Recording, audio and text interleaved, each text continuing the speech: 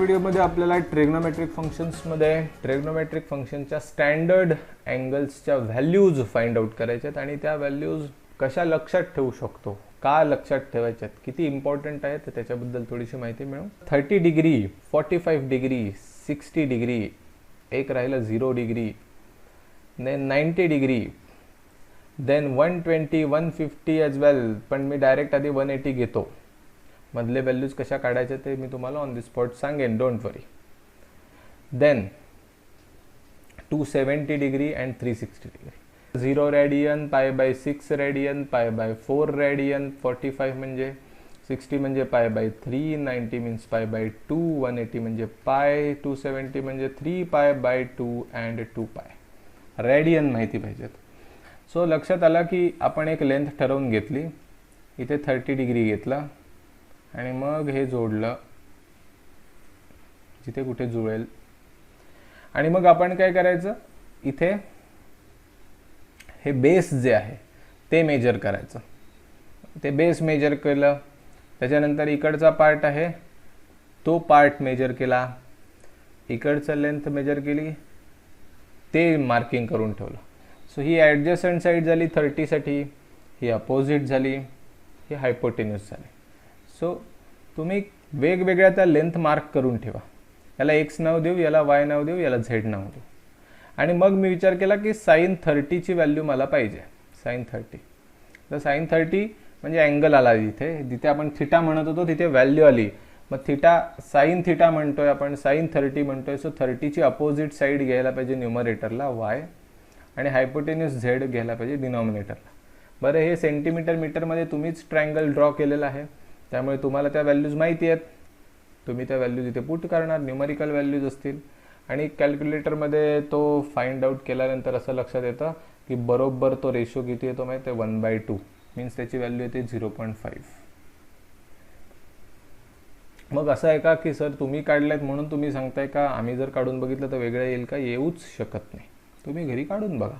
आणि तुम्हाला काढायचं आहे, एक ट्रायंगल काढायचा आहे, इथे या कोपऱ्यामध्ये अँगल 30 डिग्रीच असला पाहिजे. तुम्ही बेस किती घ्यायचं ते तुम्ही ठरवा, नो इशू. इथे 90 डिग्री पाहिजे, छोटा घ्या मोठा घ्या, त्याप्रमाणे इथे ॲडजस्ट करा. आणि ही 30 डिग्रीला जाऊन जोडलं गेलं पाहिजे. इथे 30 डिग्री नसेल तर मग मी जे सांगतोय ते होणार नाही. आता ते झाल्यानंतर मग एकाला वाटलं की 30 डिग्री तू साईनच का घेतलं, cos 30 घे. cos 30 घेऊन दाखवतो. cos 30 म्हणजे त्या 30 ची ॲडजस्टंट साईड आहे, ती किती आहे, x upon opposite side. Opposite side म्हणजे झेड, सॉरी अपोजिट नव्हे, सॉरी हायपोटेन्यूस झेड. हा रेशो घेऊन बघितला आणि याची व्हॅल्यू काय येते माहिती आहे काय, √3/2 म्हणजे साधारणतः 0.867, एक अप्रॉक्सिमेट व्हॅल्यू सांगितली. मग याच ट्रायंगलमध्ये म्हणाले की tan 30 फाइंड करून सांगा. tan 30 इज इक्वल टू, मग त्याच्यामध्ये येतं आहे अपोजिट आणि सॉरी हायपोटेन्यूस नाही, अपोजिट आणि ॲडजसंट म्हणजे वाय आणि एक्स येतं. सो वायची लेंथ मी पट्टीने मेजर करून ठेवलेलीच आहे, ती याच्यात टाकली, एक्स टाकली याच्यामध्ये, तर उत्तर आलं 1/√3. मग हे जर व्हॅल्यूज तुम्हाला मिळत आहेत तर हे व्हॅल्यूज माझ्या घरी पण मला मिळणार आहे, तुमच्या घरी पण मिळणार आहेत. 30 डिग्री बनवलेला ट्रायंगल छोटा असो नाही तर मोठा असो, दर वेळेला ह्या व्हॅल्यूज कुठलाही ट्रायंगल असो, ट्रायंगल ABC असो, PQR असो, सरळ काढलेला असो नाही तर फ्लिप करून असा काढलेला असो, कधीही कुठेही कसाही ट्रायंगल आला आणि 30 डिग्रीबद्दल तुम्ही साईन रेशो फाइंड करताय, तर त्याप्रमाणे त्याची बेस, हाईट, हायपोटेन्यूस यांचा रेशो जर आपण कॅल्क्युलेट करत गेलो दर वेळेला ह्याच व्हॅल्यू मिळतात. ओके, सो आता आपण values of sine theta for standard angles हा पॉईंट बघतो आणि जसं मी लिहितोय तसंच तुम्ही लिहिलं पाहिजे. ओके, आणि ते आजच पाठ पाहिजे. नेक्स्ट व्हिडिओमध्ये जे काही डिस्कशन होईल तिथे मग बोंबलत बसायचं नाही. डावा हात बघा, डाव्या हाताकडे दिसतोय, आत्ताच बघू शकता, दिसला. आणि त्याच्यामध्ये आपण हे असं इमॅजिन करायचं, Y axis, x axis, 30 degree, 45 degree, 60 degree, खतम. मी इथे व्हॅल्यूज नाही लिहिणार आहे, तुम्हाला ते कळालंच असेल. 0, 30, 60, 45, 60 आणि मग 90. इथे मी व्हॅल्यूज लिहिणार आणि कोणाच्या लिहितोय, साईन. साइन 0ला व्हॅल्यू असते 0, साइन 30 ची व्हॅल्यू असते 1/2, साइन 45ची असते 1 डिवायडेड बाय √2. साईन 60ची व्हॅल्यू आहे √3/2. साईन 90ची व्हॅल्यू आहे 1. हातांकडे बघा, करंगळीपासून म्हणा 0, 1/2, 1/√2, √3/2 अँड 1. खतम. 0च्या समोर इकडे राईट समोर बरोबर 0 डिग्री आहे, त्याच्या बरोबर समोर इकडे कुठली डिग्री असते रे, कुठला अँगल असतो 180. तिथे पण व्हॅल्यू असते 0च, म्हणजे 0च्या समोर 0. लक्षात ठेवायला सोपं आहे. आणि आता खाली इकडे वाय ॲक्सिस. ठीक आहे, आता तुम्ही लोक झालं असेल सर्व नसणार, 1च्या समोर 1. व्हेरी गुड, एकदम रॉंग. 1च्या समोर असते -1. ठीक आहे. आणि आपण म्हटलं होतं ना साईनची व्हॅल्यू -1 पर्यंत जाईल आणि 1 पर्यंत येईल, 0 पण येईल. आता ह्या व्हॅल्यूज जे दिसतात त्या अशाच पाठ करायच्या जसं मी लिहून दिल्यात, पण तुम्हाला मी त्याच्या व्हॅल्यूज सांगतो इन टर्म्स ऑफ पॉईंट, डेसिमलमधल्या. पण 1/2 म्हणजे 0.5, 1/√2 म्हणजे असते 0.707 आणि √3/2 म्हणजे 0.867. आता आपल्याला साईनला बाजूला करायचं आहे, त्याच्याऐवजी तिथे आणायचं आहे कॉस. साईन थिटा काढून तिथे टाकूया कॉस थिटा. कॉस थिटा आला की काय बदल होतो कोणाला माहिती आहे? बघा, इकडचा जो 1 आहे ना तो इकडे येणार. कॉस 0ची व्हॅल्यू 1 असते, कॉस 0 डिग्रीला 1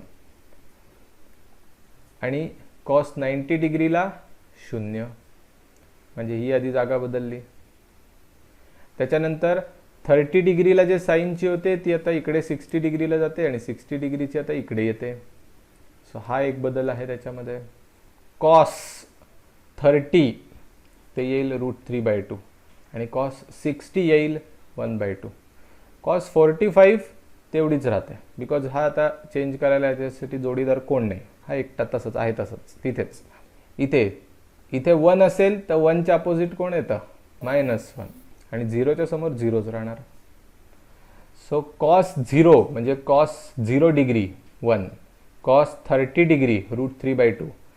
आपण असं वाचायचं आहे, cos 45 degree 1/√2, cos 60 degree 1/2, cos 90 degree 0, cos 180 -1, cos 270 0. रेडियनमध्ये पण बोलता आलं पाहिजे. कॉस 0 1, कॉस π/6 √3/2, कॉस π/4 1/√2, कॉस π/3 म्हणजे 60 डिग्री म्हणजेच 1/2, कॉस π/2 0, कॉस पाय म्हणजे 180 हा 0 डिग्रीच्या समोर असतो, तिकडे 1 आहे तर इकडे -1 असणार आणि 0 कॉस 270 0 किंवा cos 3π/2 0. Now, values of tan function for standard angles. Like 0 degree साठी tan ची व्हॅल्यू 0, 30 डिग्रीला tan ची व्हॅल्यू असते 1/√3, 45 ला खूप मस्त व्हॅल्यू असते, ती असते 1, 60 डिग्रीला असते √3, 90 डिग्रीला असते नॉट डिफाईन्ड असं तुम्हाला लिहिलेलं आहे पुस्तकामध्ये. तुमच्या 10वीच्या पण लिहिलेलं असेल, 11वीमध्ये पण नॉट डिफाईन्ड मिळेल. बट नॉट डिफाईन्ड याचा अर्थ ही व्हॅल्यू अजूनपर्यंत कोणीही काढू शकलेलं नाही काढू शकत, कारण ती मॅथमॅटिकली व्हॅलिड नाही आहे, त्याला इनडिटरमाइंड म्हणतात, कधीच नाही काढू शकत. त्याचं रिझन पण आपण बघू. हा एक पार्ट झाला. tan 90 ची व्हॅल्यू जी असते, tan 90 बद्दल आपण बोलतोय. नॉट डिफाईन्ड असेल मग आपण प्रॉब्लेममध्ये जेव्हा कधी आपल्याला सोडवायला लागेल tan 90, तर आपण असं नाही म्हणू शकत की ही व्हॅल्यू आम्हाला माहिती नाही, ही व्हॅल्यू आम्ही कुठल्याही सायंटिस्टने किंवा मॅथमॅटिशियनने सांगितलेली नाही, ही व्हॅल्यू काढता येत नाही म्हणून आम्ही पुढे लिहिणार नाही, असं नसतं. थांबून नाही राहू शकत आपण, आपल्याला कॅल्क्युलेशन्स करायची असतात, आपल्याला पुढे सरकायचं असतं. मग आपण नोटेशन लिहितो त्याच्यासाठी, असं लिहितो, त्याला म्हणतात इन्फिनिटी. सो tan 90 ची व्हॅल्यू इन्फायनाईट असं म्हणू शकता, खूपच मोठा number. Otherwise not defined is the correct one. इकडे येऊया, कुठे लेफ्ट साईडला 180 डिग्री. सो इथे 0 आहे, सो त्याच्यासमोर इथे 0च राहतं, 0च्या समोर 0. सो tan 180 डिग्रीची व्हॅल्यू 0 डिग्री आहे. आणि आता इथे येऊया, 270ला नॉट डिफाईन्डच आहे अगेन. ओके, पण आपण कसं लिहायचो बघा, इथे 1 असेल तर इकडे -1, तसं इथे इन्फिनिटी असेल तर याची व्हॅल्यू लिहिली जाते -इन्फिनिटी. आणि म्हणून मी म्हटलं होतं बघा टॅनची व्हॅल्यू कितीही मोठी येऊ शकते, अगदी ती नंबर पॉझिटिव्हमध्ये पण येऊ शकते, निगेटिव्हमध्ये पण येऊ शकते. सो हे नोटिफिकेशन आपण नोटेशन दाखवतो की तिथे मोठ्यात मोठी व्हॅल्यू मिळेल. तर तुमचं प्रिपरेशन असं पाहिजे की साइन 0 इज इक्वल टू 0. तुम्ही असं वाचन करायला पाहिजे, नुसतं 0 1 2 वगैरे असं नका बोलू, 0 1/2 वगैरे. Sine 30 1/2, sine 45 1/√2, sine 60 √3/2, sine 90 1, sine 180 0, sine 270 -1 आणि साइन 360 म्हणजे 0च्या इथेच येतो, त्यामुळे तीच व्हॅल्यू असते, शून्यच, जी 0ला होती तीच. हे साइनचं झालं. Cos 0 1, cos 30 √3/2, cos 45 1/√2, cos 60 √3/2, cos 90 0, cos 180 -1, cos 270 0 आणि अगेन कॉस 360. कॉस 360 म्हणजे पुन्हा 0च्या इथेच आला, सो जी वरची व्हॅल्यू असेल 0च्या वेळेला 1 तीच इथे पण लागू पडते.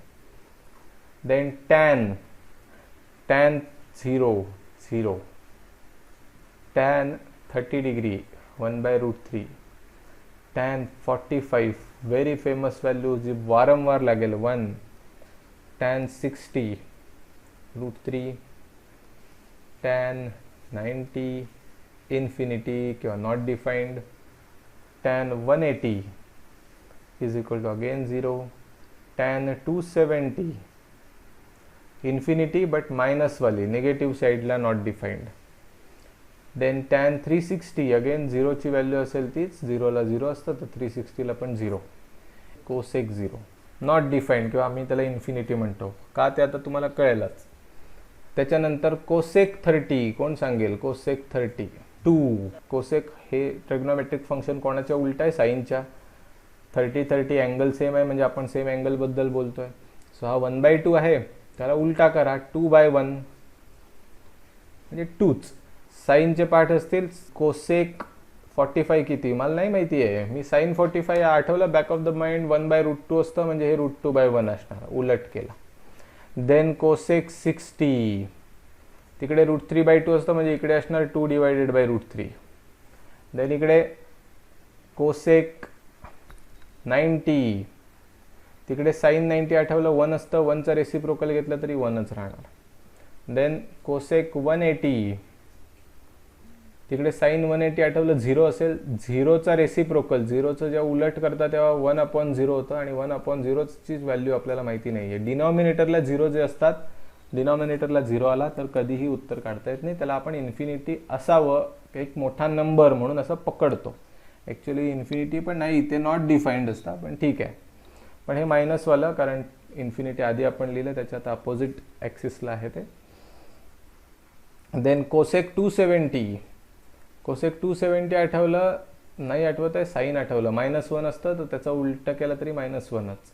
आणि फायनली कोसेक 360 असेल तर साईन आठवलं, साईन 360 0, तर मग हा पण काय झाला नॉट डिफाईंड मीन्स इन्फिनिटी. आता राहिला उरलेला कोसेक झाल्यानंतर सेक. सेक कोणाच्या उलट आहे? कॉसच्या. आणि कॉट लिहायला पाहिजे, कॉट कोणाच्या उलट आहे? टॅनच्या.